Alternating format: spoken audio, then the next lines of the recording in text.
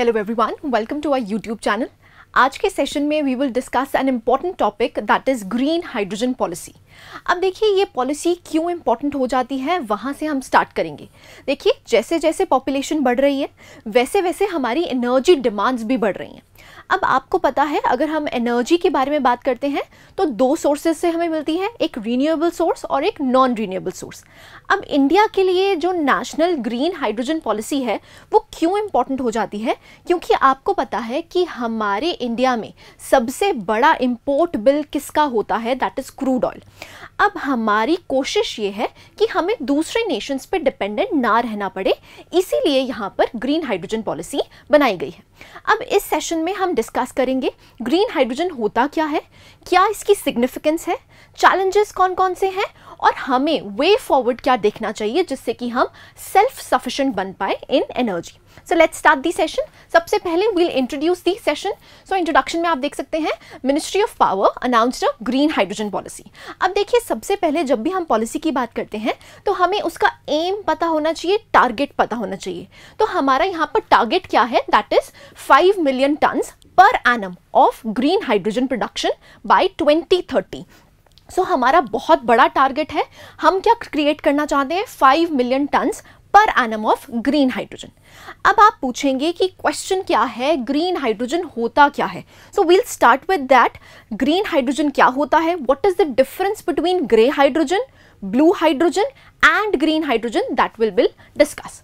So let's start. आप देख सकते हैं what is green hydrogen. So अगर हम यहाँ पर बाय डेफिनेशन जाते हैं, इसका मतलब क्या है, it is produced by splitting water into hydrogen and oxygen using an electrolyzer powered by renewable energy sources such as wind and solar। अब देखिए ये क्वेश्चन, ये डेफिनेशन समझने के लिए आपको सबसे पहले पता होना चाहिए ग्रीन हाइड्रोजन क्या होता है। देखिए जब भी मैं ग्रीन हाइड्रोजन की बात करती हूँ इसका मतलब क्या है, यहाँ पर मैं हाइड्रोजन प्रोड्यूस कर रही हूँ by utilising the renewable energy sources. देखिए आप अपने अभी कार्स चला रहे हैं, स्कूटर्स चला रहे हैं, तो अभी आप क्या यूज कर रहे हैं, that is non renewable sources, that is petrol, diesel, right.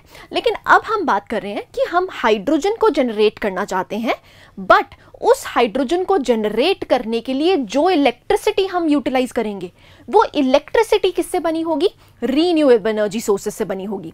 अब रीन्यूएबल एनर्जी सोर्सेस कुछ भी हो सकते हैं, चाहे फिर वो वाटर हो चाहे फिर वो सोलर हो। अब आप कहेंगे कि हम यहाँ पर इलेक्ट्रिसिटी ही तो प्रोड्यूस कर रहे हैं, हमें ऐसी क्या ज़रूरत है कि हमें जो इलेक्ट्रिसिटी बने वो रीन्यूएबल सोर्सेस से बने और वो इलेक्ट्रिसिटी हम आगे जाके यूटिलाइज करें किस में, हाइड्रोजन प्रोड्यूस करने में। हम सीधा ही इलेक्ट्रिसिटी यूज कर लेते हैं। प्रॉब्लम यहाँ पर क्या है, सोल्यूशन यहाँ पर क्या ढूंढा जा रहा है कि जो हम हाइड्रोजन बनाएंगे उसकी हाई कैलोरीफिक वैल्यू होती है, जिसकी वजह से हमारी जो डिपेंडेंस है फॉसिल फ्यूल पे वो काफ़ी कम हो जाएगी। इसीलिए we want to generate hydrogen, but वो हाइड्रोजन हम कैसे जनरेट करना चाहते हैं, by utilising the renewable energy sources, right. So आप देख सकते हैं अभी इस डायग्राम पे हम वापस आएंगे। सबसे पहले आप समझ लीजिए ग्रीन हाइड्रोजन कैसे प्रोड्यूस होता है। देखिए सबसे पहले है क्लीन एनर्जी जनरेशन। अब क्लीन एनर्जी जनरेशन किसी भी वे से कर सकते हो, कोई भी रीन्यूएबल एनर्जी सोर्स से, चाहे फिर वो सोलर हो, चाहे विंड पावर्ड हो, चाहे फिर वो हाइड्रो हो, राइट। सो सबसे पहले क्या है, क्लीन एनर्जी जनरेशन होनी चाहिए। अब ये जो क्लीन एनर्जी जनरेशन है यहाँ पर वाटर ऐड किया जाएगा। अब वाटर आपको पता है किससे बना है, H2O। यहाँ पर हम पानी को स्प्लिट कर सकते हैं हाइड्रोजन और ऑक्सीजन में। अब इस हाइड्रोजन को जब हम यूटिलाइज करेंगे फर्दर, उससे क्या होगा कि इसकी क्योंकि हाई कैलोरीफिक वैल्यू है, इसीलिए हमें और सोर्सेस पे डिपेंडेंट नहीं रहना पड़ेगा। प्लस यहाँ पर जो ऑक्सीजन जनरेट होगा जब हम पानी को स्प्लिट करेंगे, तो ऑक्सीजन हमारे एनवायरनमेंट में कोई भी प्रदूषण नहीं फैलाएगा, कोई भी पॉल्यूशन नहीं करेगा, इसीलिए ये इंपॉर्टेंट हो जाता है। लेकिन ये जो हाइड्रोजन को हमें स्प्लिट करना है, पानी को स्प्लिट करना है, उसके लिए भी हमें इलेक्ट्रिसिटी चाहिए, जिसको आप क्या बोलते हैं, दैट इज हाइड्रोलाइजेशन। वो हाइड्रोलाइजेशन के लिए जो इलेक्ट्रिसिटी चाहिए वो इलेक्ट्रिसिटी भी किससे बनी होनी चाहिए, that is renewable energy sources से।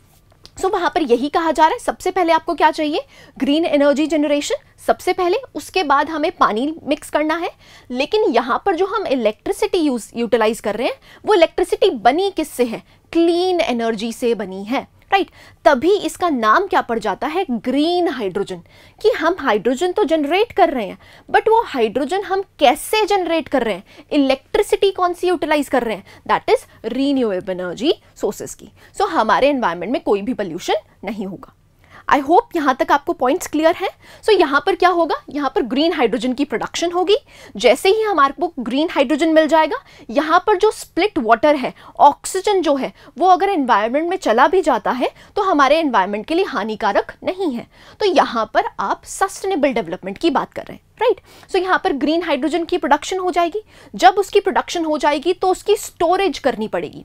देखिए हम इश्यूज में पढ़ेंगे, सबसे बड़ा इशू क्या है कि हम ग्रीन हाइड्रोजन तो जनरेट कर लेंगे लेकिन प्रॉब्लम क्या है, स्टोरेज की प्रॉब्लम है। तो यहाँ पर सेंट्रल गवर्नमेंट को इंटरवीन करना पड़ेगा, स्टोरेज यूनिट्स बनाने पड़ेंगे, इंसेंटिवाइज करना पड़ेगा प्राइवेट प्लेयर्स को, जिसकी वजह से हमारे पास स्टोरेज फैसिलिटीज हो पाए। स्टोरेज जैसे ही हो जाएगी उसके बाद हम इसकी यूटिलाइजेशन कर सकते हैं। अब हाइड्रोजन जो हम यूटिलाइज कर रहे हैं इसकी हाई कैलोरीफिक वैल्यू है, जिसकी वजह से हम हाइड्रोजन पावर्ड एनर्जी बनाना चाहते हैं। आई होप यहां तक क्लैरिटी है। So this is green hydrogen. अब हम इस डायग्राम पे वापस जाते हैं। आप देख सकते हैं यहां पर आपको ग्रे हाइड्रोजन, ब्लू हाइड्रोजन और ग्रीन हाइड्रोजन देखने को मिलता है।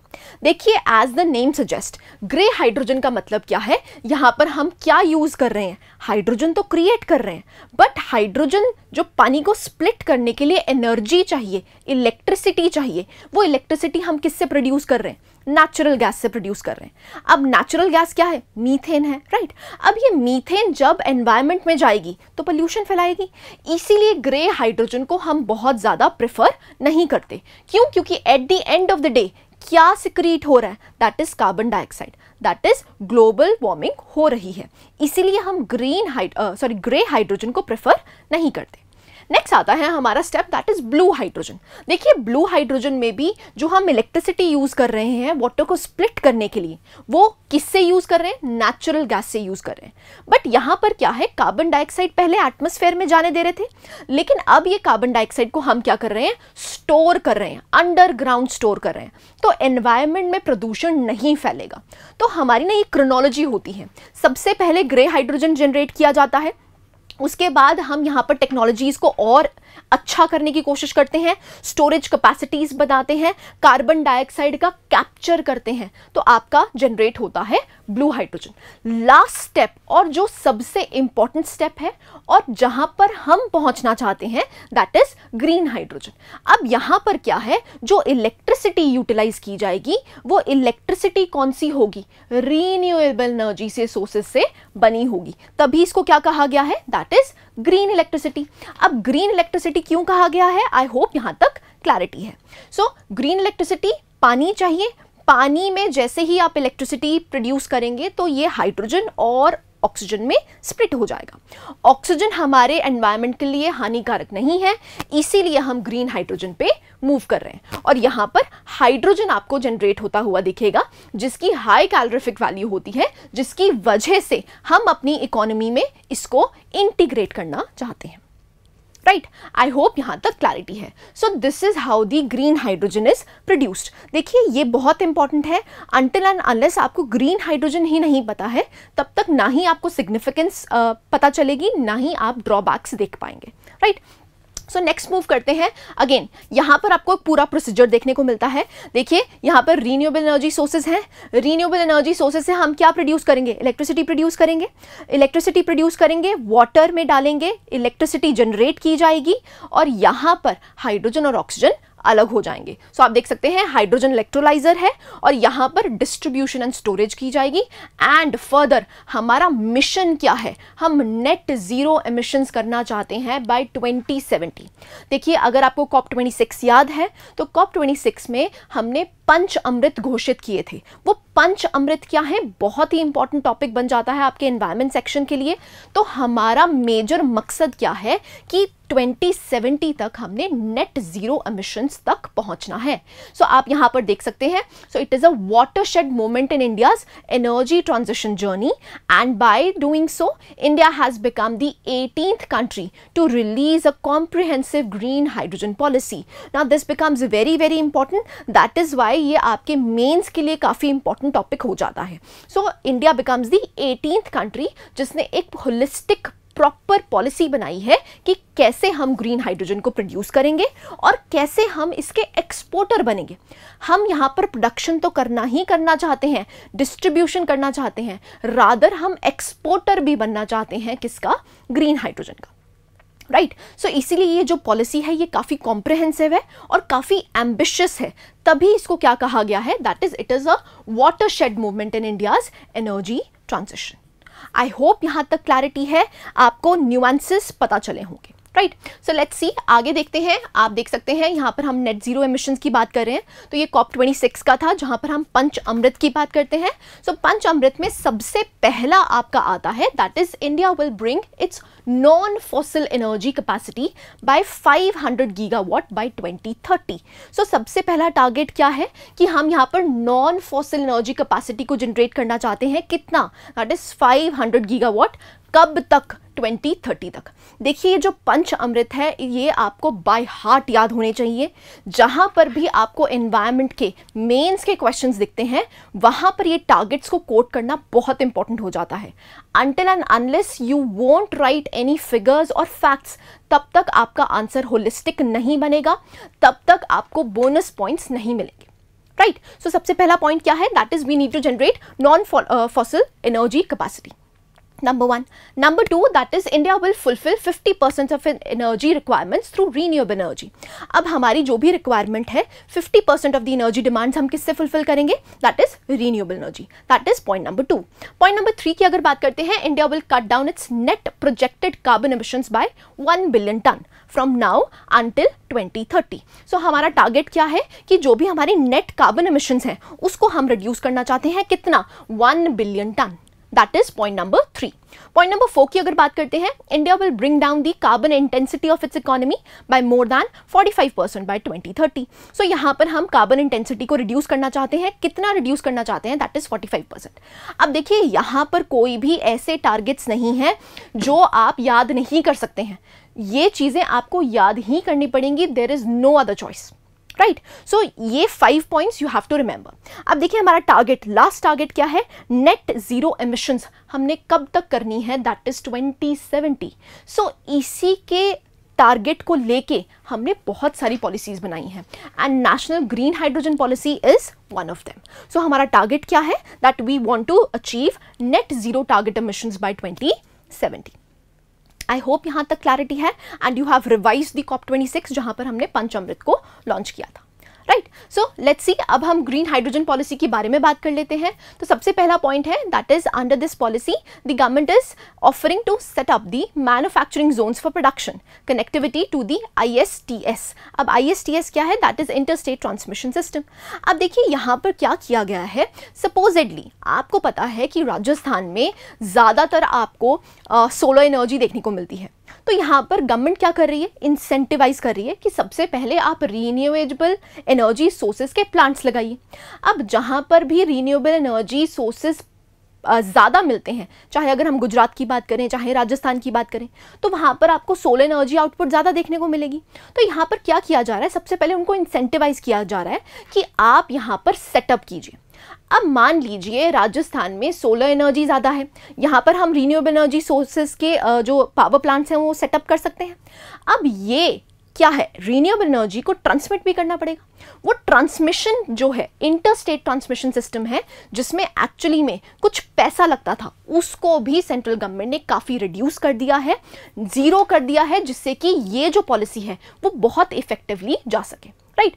फॉर एग्जाम्पल हमें इलेक्ट्रिसिटी को, इस रीन्यूएबल एनर्जी इलेक्ट्रिसिटी को हमने पहुंचाना है दिल्ली तक, तो यहाँ पर इंटर स्टेट ट्रांसमिशन जोन्स होंगे।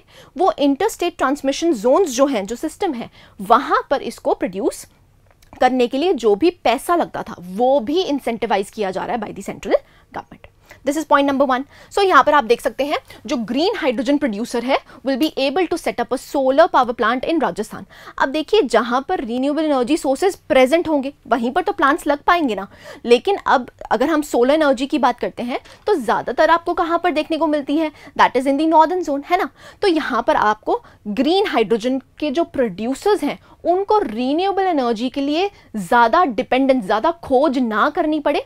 जहाँ पर भी आपके सोलर पावर प्लांट्स होंगे वहाँ से रीन्यूएबल एनर्जी को लेके जाया जा सकेगा और जो आपका ग्रीन हाइड्रोजन प्रोड्यूसर है वो इलेक्ट्रिसिटी को यूटिलाइज कर पाएगा. राइट. So simple. यहाँ पर जो भी आपके इंटरस्टेट ट्रांसमिशन सिस्टम्स हैं और जो कॉस्टिंग है उसको काफ़ी रिड्यूस किया गया है. आई होप यहाँ तक क्लैरिटी है. राइट. सो अगर हम सिग्निफिकेंस की बात करते हैं तो सिग्निफिकेंस हम देख सकते हैं सबसे पहले.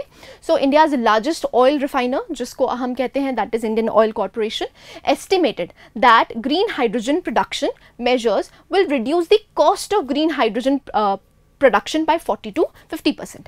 सो यहाँ पर एस्टिमेशन दी गई है कि अगर हम ये ग्रीन हाइड्रोजन पॉलिसी को इफेक्टिवली इम्प्लीमेंट कर देते हैं तो जो ग्रीन हाइड्रोजन की प्रोडक्शन है उसकी जो कॉस्टिंग है वो रिड्यूस हो जाएगी 40 to 50%. क्यों? क्योंकि यहाँ पर क्या है, जहाँ पर रीन्यूएबल एनर्जी सोर्सेस प्रेजेंट हैं वहीं पर प्रोडक्शन कर दी जाए और वो इलेक्ट्रिसिटी जनरेट करके इंटरस्टेट ट्रांसमिशन कर दी जाए तो इसकी वजह से कॉस्टिंग काफ़ी ज़्यादा रिड्यूस हो जाएगी. This is point number 1. Point number 2, vital for any Nations environmental sustainable energy security.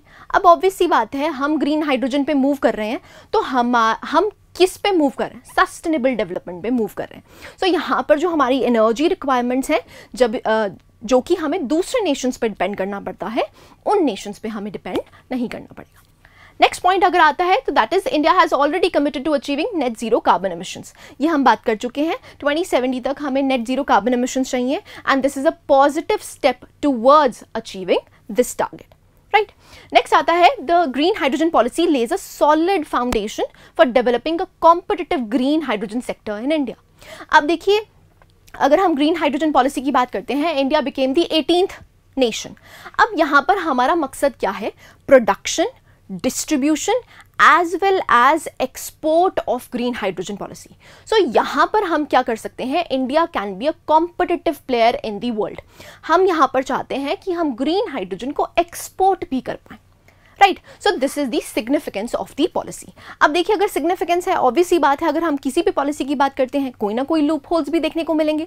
सो यहाँ पर हम लूप होल्स के बारे में बात कर लेते हैं, चैलेंजेस के बारे में बात कर लेते हैं. तो सबसे पहला चैलेंज है that is challenges on transmission. अब देखिए अगर हम ट्रांसमिशन की बात करते हैं, देखिए इलेक्ट्रिसिटी को जनरेट करना है. इलेक्ट्रिसिटी जनरेट जो होगी वो किससे होगी, रीन्यूएबल एनर्जी सोर्सेज से होगी. अब उसकी ट्रांसमिशन कॉस्ट भी तो होगी. तो यहाँ पर यही कहा जा रहा है कि जो चार्जेस ऑन ट्रांसमिशन है वो काफ़ी हायर हैं. तो आप देख सकते हैं producing 1 kg of green hydrogen takes about 50 kilowatt hour of electricity. Now this is a costly affair. अब इसकी वजह से जो ट्रांसमिशन कॉस्ट है वो बहुत ज़्यादा बढ़ जाती है एंड ये पॉलिसी शायद इफेक्टिव ना हो. नंबर 1.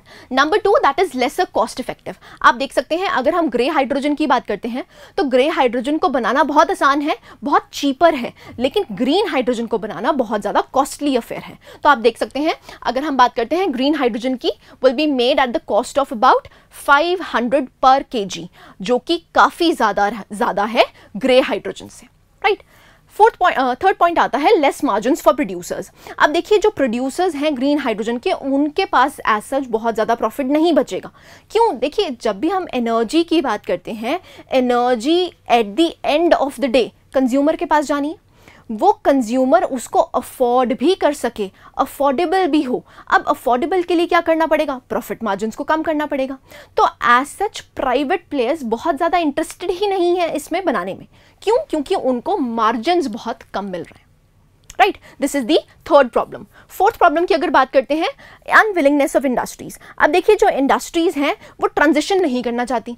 अब इंडस्ट्रीज को बहुत ही सस्ते रेट पे इलेक्ट्रिसिटी मिल जाती है जो कि कोल पावर प्लांट से मिल जाती है. अब वो ये ट्रांजिशन में ऑब्वियसली बात है उनको पैसा लगेगा. अब वो पैसा इस चीज़ पे स्पेंड नहीं करना चाहते हैं. सो यहाँ पर आपको क्या करना पड़ेगा, you have to incentivise the industries. Until and unless industries incentivise feel नहीं करेंगी तब तक ये आपकी पॉलिसी इफेक्टिव नहीं हो पाएगी. right? So these are some of the challenges which are associated with the policy. Now you have the challenges. जब आपके पास challenges हैं तो आपके पास way forward भी होना चाहिए कि हम इन loopholes को कैसे fulfill करेंगे, राइट? सो लेट्स सी, यहाँ पर अगर हम स्टेप्स की बात करते हैं तो सबसे पहले आप role of the state governments की बात कर लेते हैं. देखिए, जब भी हमें कोई रीन्यूएबल एनर्जी प्लांट लगाना है तो उसके लिए क्या चाहिए? लैंड चाहिए. तो सबसे पहले स्टेट गवर्नमेंट्स क्या कर सकती हैं, यहाँ पर जो लैंड है, जो भी रिसोर्सेज उनको चाहिए सेटअप करने के लिए, वो सेटअप्स में इंसेंटिवाइज कर सकती है. So that is the role of the state government. क्योंकि जब तक आप नज नहीं देंगे, इंसेंटिव्स नहीं देंगे, तब तक कोई भी पॉलिसी इफेक्टिव नहीं हो पाएगी. तो यहाँ पर स्टेट गवर्नमेंट्स का क्या रोल रहेगा कि यहां पर प्रमोट करना, इंसेंटिवाइज करना जो भी रिन्यूएबल एनर्जी प्लांट्स लगाना चाहते हैं. नेक्स्ट आता है that is role of the central government. अब देखिए, अगर हम सेंट्रल गवर्नमेंट की बात करते हैं तो यहाँ पर सेंट्रल गवर्नमेंट का बहुत बड़ा रोल है, क्योंकि यहाँ पर आपको इंसेंटिवाइज करना पड़ेगा डिस्कॉम्स को, क्योंकि यहाँ पर ट्रांसमिशन कॉस्ट बहुत हाई है. अब वो ट्रांसमिशन कॉस्ट हाई होने की वजह से जो हमारे डिस्कॉम्स ऑलरेडी सफ़र कर रहे हैं, उनको सबसे पहले आपको इंसेंटिवाइज करना पड़ेगा. उनका जो कर्जा है वो कम करना पड़ेगा, जिससे कि वो इफेक्टिवली काम कर पाएँ. तभी जो ट्रांसमिशन कॉस्ट है उसमें हम रिडक्शन ला पाएंगे, right? So this is point number 2. Point number 3 की बात करते हैं, डिमांड जनरेशन. अब देखिए, जब तक डिमांड ही नहीं है तब तक ये पॉलिसी इफेक्टिव कैसे होगी? सो डिमांड को सबसे पहले जनरेट करना पड़ेगा. अब इंडस्ट्रीज को इंसेंटिवाइज करना पड़ेगा कि आप यहाँ से ट्रांजिट कीजिए. जो आप कोल पावर प्लांट से इलेक्ट्रिसिटी जनरेट कर रहे हैं, इलेक्ट्रिसिटी ले रहे हैं, अब आप किससे करें? दैट इज ग्रीन हाइड्रोजन से करें. So you have to incentivize the industries as well, and you have to create the demand.